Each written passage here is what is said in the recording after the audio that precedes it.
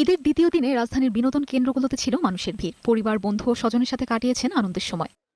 সম্প্রতি দেশ বিদেশে আলোচনা সমালোচনার মধ্যে পরিচিতি পায় অ্যালবিনো জাতের মহিষ ডোনাল্ড ট্রাম্প। শেষ পর্যন্ত কোরবানির বদলে তার ঠাঁই হয় জাতীয় চিড়িয়াখানায়। দেয়ালবন্দি মহিষকে দেখতে ঈদুল আজহার দ্বিতীয় দিনে ছিল জাতীয় চিড়িয়াখানায় শিশু কিশোর সহ দর্শনার্থীদের উপচে পড়া ভিড়। চিড়িয়াখানার মূল আকর্ষণ হয়ে উঠেছে ডোনাল্ড ট্রাম্প। কেউ ট্রাম্পের ছবি তুলেছেন, আবার কেউ দূর থেকেই ট্রাম্পের সাথে সেলফি তুলেছেন। আমি আজকে ট্রাম্প দেখতেছি, ট্রাম্প ভালো না, ট্রাম্প অনেক দূরে। বাবা মা রানা বাঘ, সিংহ, ভাল্লুক। কেমন লেগেছে দেখে? ভালো, ভাল্লুক দেখেছি, সিংহ দেখেছি, বাঘ দেখেছি। ওই যে ওইদিকে একটা বড় মহিষ আছে, ওটা দেখলাম। তীব্র ভ্যাপসা গরম উপেক্ষা করে সকাল থেকেই ভিড় বেড়েছে মিরপুর জাতীয় চিড়িয়াখানায়। দূর দূরান্ত থেকে পরিবার পরিজন নিয়ে ঘুরতে এসেছেন অনেকে। ডোনাল্ড ট্রাম্পের নাম শুনছি, তারপর বাচ্চারা বলতেছে ডোনাল্ড ট্রাম্পকে দেখবো টিভিতে দেখে, এখন বলতেছে সরাসরি দেখবো। তার জন্য সকালে চলে আসি নরসিংদী থেকে। ডোনাল্ড ট্রাম্প বলে সবাই, এটা নিয়ে একটা ভাইরাল প্রকৃতি, এটা দেখার জন্য আসছে আর কি।